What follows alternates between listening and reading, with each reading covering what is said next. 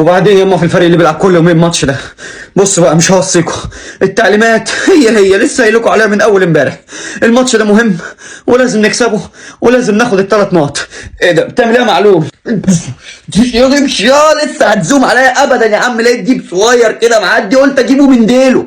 هاني خد، مش عايز تصالح جمهور الاهلي بقالهم فتره شايفهم زعلانين منك. تعمل ايه؟ اجري كده في الحته الفاضيه دي. ايوه اجري كمان خد احلى سرعه اهو. يلا بقى العبها بالعرض جون. برافو يا هاني برافو، شجعوه. الجون الثاني يا ما انت كريم يا رب، عالم بحالي وعارف بالتعب اللي احنا فيه. بس احنا الشوط الاولاني ده يخلص، الشوط الثاني بقى نبتدي بقى نخرج بقى اللعيبه بقى الاساسيه عشان نريح عشان خاطر ماتش يوم السبت، وننزل بقى ايه اللعيبه بود. الحمد لله الشوط الاولاني بس يخلص عليك. يلا امسك يا شناوي حرام عليك جابوا جون. المقاولين هيجيب الجون التاني في اخر ثانيه في الماتش. هنتعادل النهارده، الاهلي مش هيكسب. يا رب الحكم يصفر بقى، واما يجيب الجون